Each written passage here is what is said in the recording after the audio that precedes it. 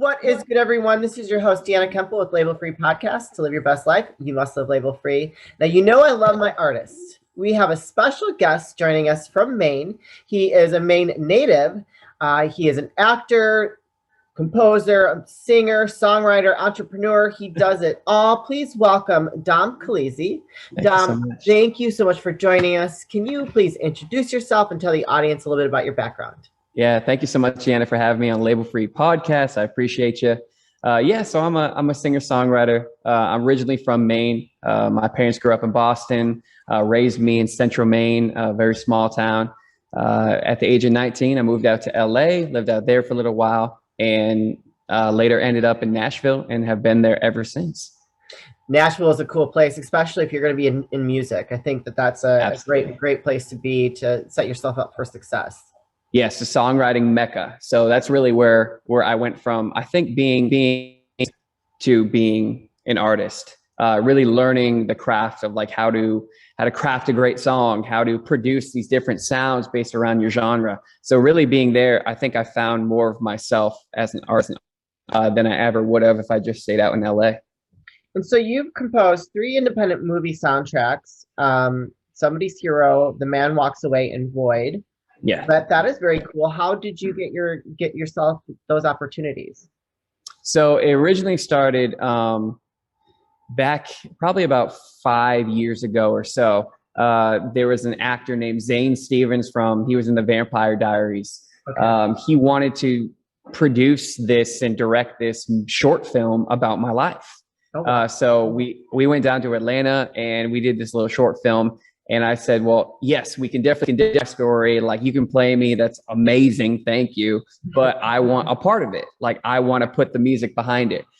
Really learn how like different sound effects and music can really influence a show or a movie or TV. So that's where I started to get into it. And now here we are like 5 or 6 years later. And I'm with the Scorekeepers as a, sync composer, producer.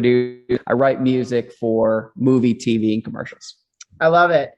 You know what I've noticed about artists like yourself is that you guys are very diverse. You have your hands in a lot of different things, which, sure, and for any artists that are listening out there, I think that's really important because it is a hard industry to break into. Right. Yeah, absolutely. Yeah, I think a lot of it does come from, and this is where you are being an entrepreneur. Like, you want to have your hands in all these different things and to some degree have some control in it. Sure. Being able to influence people with, the business mind. For me, it's music. For me, it's acting. For me, it's, entertainment, and anything that I can kind of pursue being an entrepreneur, profit and also do something that makes me happy. Like, that's really why I think I've gotten my hands in so many things. And do you think, and so I ask this question a lot, because when you're more of an artist, you're not always strong on the business side. Are you, yeah. So for you, is that an issue for you? Or are you able to really use both sides of your brain, I guess? I mean, I think for me, I truly think that I'm a business mind. Okay. And singing, playing guitar, piano, producing, those are tools. I gotcha. So it's not necessarily like, I was never the type that's like, I want to be a singer. I never want to be a sellout. I never want to, give that song away. I'm always going to write something. I'm always going to write a song. And of course, I never want someone to take my music. Right. But, if you've been in the music industry, I've been in the game for 10 years now and just starting, you sign some bad deals. You come across the wolves. But I feel like if I didn't have the business mind approach, I would have quit a long time ago. Sure. Well, that's good. You're lucky then, because I feel like a lot of artists like yourself that are passionate about what they do, and typically, you're singers, you songwriters, you're actors, you're very passionate people. Sure. And that's why you do so well in that type of industry, in that field, because it takes passion to really fuel that desire, that drive to make things happen for yourself. Right. From an artist standpoint.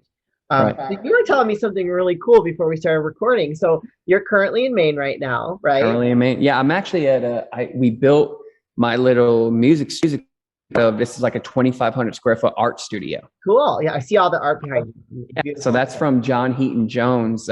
He's an artist out of Waterville, Maine. And we had known each other through just playing music in different bands throughout this kind of rotation for so many years. And when I came back up here to do my tour, you know, I checked out his studio and I was like, hey, this would be a great vibe to like write some songs. So I put my little studio together, and I've been, you know, writing some of my favorite songs here just from having that live feel. Yeah. I love it. But tell us about this tour that you're doing right now, because, you know, with COVID, and I know that everything that's happened with the pandemic in the last year has really impacted a lot of people that do what you do. Sure. And I have had other guests on that are artists, you know, trying to, you know, make a name for themselves, and it's really hurt their business. But so you're on tour right now. Tell us about that and what that looks like. So if anybody's listening, your artists out there, the way he's doing right now is awesome. So maybe you can find yourself in, you know, getting involved in a tour like this. So please share with us. Well, to be, you know, on a safe side, even without COVID, I always came up here to play the beach in the summer. It's like, it's my happy place. Yeah. So up here from like Bangor, Maine down to Hampton Beach, a venue called Castaways in Seabrook Beach, New Hampshire, that has always hosted me for the past 7 years for my whole summer tour. So every Saturday of the entire summer, I go play there. It's got this big outdoor deck overlooking, you know, the harbor, this amazing sunset. It's like, it's an artist's dream to go play there. Yeah. COVID friendly for me. So, you know, I can play for a whole crowd and everyone can feel very safe with, you know, the very open landscape near the ocean. So, you know, if you can find coastal routes right now, any outdoor venues that are large enough, it's probably best for you as an independent artist, or even if you're a signed artist, you know, going in and trying to find those venues that are quote unquote, you know, COVID friendly. Is just making sure that you find a spot that you're comfortable in too. So, you know, that's a whole New England tour, and I've been doing it the past 9 years. Oh, that's amazing. And so how long is that tour for? From about Memorial Day all the way till like September. Oh, wow. So you'll be there through the whole summer then? For months. Yeah. Yeah. Okay. So I pretty much write songs and hit the beach during the week and then go. Oh God, life is so rough for you. So rough. I know. Yeah, absolutely. That sounds amazing. So you have some other really cool projects that you've done, some career highlights that I'm looking at. You've self-produced and directed a single in a music video, Anything But Mine. So is that your single? Yes, absolutely. So that was a couple years back. I had put out a song that it was the first time I'd ever produced a song, like own, and felt like I was ready to take that on. And then I did a couple year lull. I feel I'm really trying to figure out, am I really a producer, or did I throw it together? You know, did I put some tape here and there and it worked? I think this year during the pandemic is really what allowed me to find myself as I start taking on artists that came in with an acoustic guitar singing Kumbaya and turning it to a full project by the end of it in their genre. So for me, it was this year, it's just back to back releases of songs I've not only co-written, but produced myself, everything from scratch. Well, I mean, you have to start somewhere, right? If you don't have that experience, how are you able to help anyone else and just kind of expand your offerings as an artist and what you do? So, I mean, I really think that's amazing. Today's episode is brought to you by Honeylove. Ladies, let's talk about shapewear. We all know most shapewear makes you feel like you're being suffocated. That sexy dress in the back of your closet is so freaking cute, but the thought of having your insides squished by your shapewear is just not worth it. That's why Honeylove spent years researching and developing effective shapewear that's actually comfortable. Overly tight, cheap, and sticky fabrics that roll up are a thing of the past. Thanks to Honeylove, you can finally feel confident and comfortable in your favorite outfits. We have an exclusive deal for our listeners. For a limited time only, you can get Honeylove's best deal they offer. Get 20% off your entire order with the code LABEL320 at honeylove.com. That's right, ladies. Get 20% off of your entire order with LABEL320 at honeylove.com.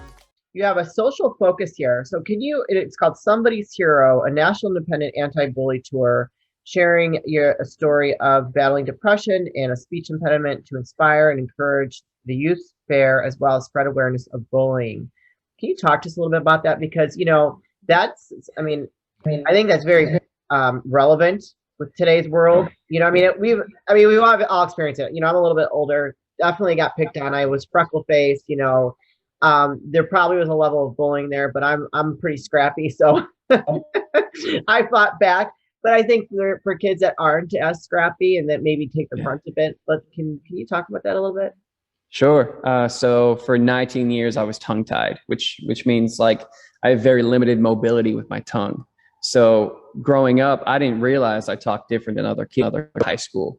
And when high school came around and people really start realizing who's different, you know, coming out of your shell or, you know, maybe going into a shell is really the most awkward time, I think, from like 14 to 18, 14 to 19, Yeah, for 18, sure. at least for guys. So for me, I was a late bloomer. I'm going into high school. I have a lisp. And then from freshman year, I start to realize that, you know, I'm really different.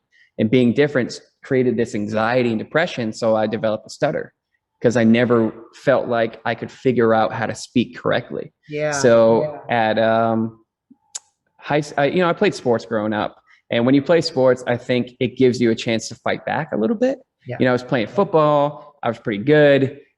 Said anything, but I broke my knee and I broke my ribs before a game, and I needed to give my body a rest. So it was like, well, what am I going to do? Because, you know, we're in high school, it's freshman year. Oh, what am I going to do? So I secretly tried out for the school musical. And when the football guys found out that I, you know, being a running back and linebacker, dancing on a stage, I'm already talking different than everyone else. Yeah. It's pretty bad. And that was when I really started feeling depressed. It really started, you know, this is right when MySpace was kind of leaving. Facebook is kind of the new front, and you started getting more, you know, social media awareness and how to say things behind a screen. Yeah. So for me, it was were behind the screen. The last couple of years of high school, you know, people just they gave it to me. So I had a high school, very, very depressed. Luckily, never wanted to take my life. It didn't feel like I felt like I deserved more. I didn't deserve being here. Right. That's so great. Me, yeah. But I finally told my parents, and the biggest influencers for me were my music teachers. And I used to, you know, hang out in the music room all the time because be out in the public lunchroom. They started to notice that. And finally, when I'm going through some stuff, you know, this is kind of how kids, it was, I was able to talk about it and find help, so to speak. And I was able to speak again. So at the age of 19, I went on, did this quick surgery where they cut the cord under your tongue. And I was hoping I could just relearn how to talk. So they cut my cord at 19. And I dropped out of college and moved to LA to go be a singer. Because I said, hey, nothing's going to stop me at this point. So, you know, a couple of years down the line, I'm doing music. I knew that the one thing I really wanted to do was have a story behind it. Sure. Have a story behind, you know, what I'm doing with my music was really important. So I decided to go start this Somebody's Hero tour, a song, you know, for the tour. And I wanted to just go around to public, middle schools, high schools, everything, and just be able to tell them my story. That's all how I wanted it to start.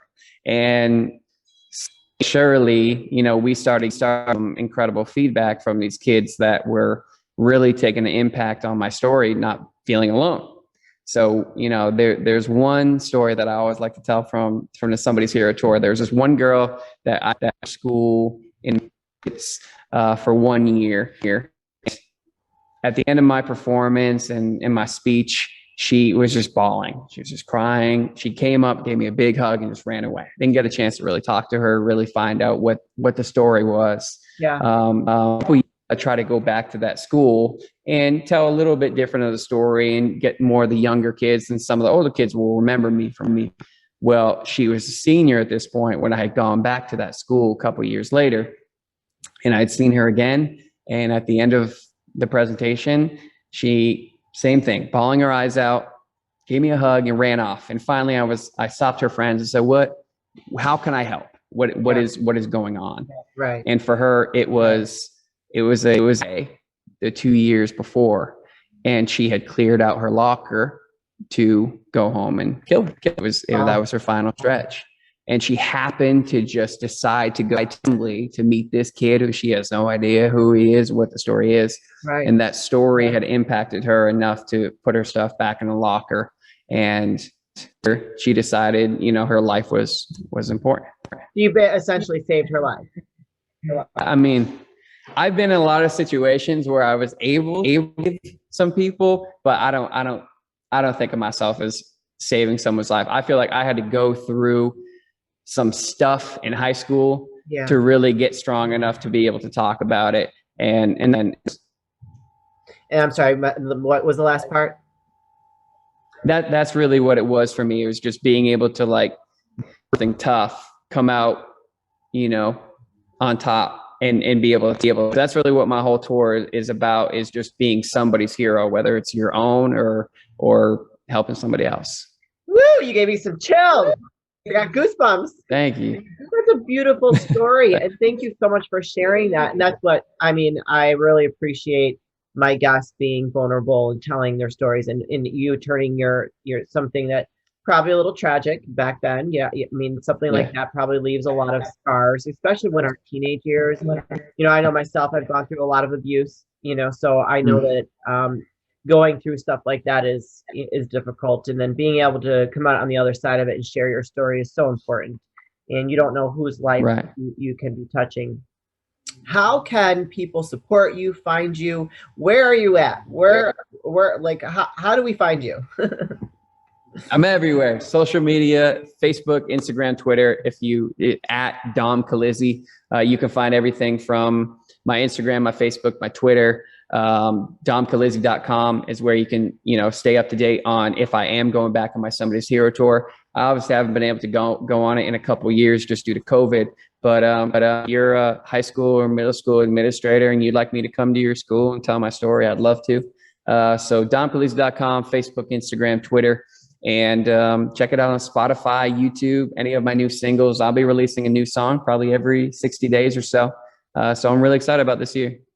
That is awesome. Oh my gosh, Dom, thank you so much for joining us. Before I start wrapping things up and we say goodbye, are there any last words of wisdom or advice you'd like to leave with the audience? I would say be very intentional with your time. Don't get sidetracked with trying to figure out what's going to happen tomorrow or how to overcome yesterday. Focus on today. Focus on how you can, hitting those goals, because there's going to be a lot of things in life. There's a lot of things in life that, you never know what could happen. When beginning of 2020 came around, nobody really knew that this was going to be such an impacting thing. So don't get so caught up in the what ifs and just focus on the now. I love it. That was awesome. You are so awesome. We'll have to have you back. Please feel free to come back and give us an update in a couple months or so, and just let us know. If you have an update on your tour, love to have you back and talk about that and the details around that and how people can support you even more. Thanks again for your time. Enjoy Maine and do it. The beach just sounds so terrible. Absolutely. A little much, Dan. I appreciate you. Thank you. You guys, this is your host, Deanna Kemple with Label Free Podcast. Live your best life. You must live label free. Please don't forget to subscribe, comment, share, like, follow, all that good stuff. And I'll be back soon with more dynamic guests.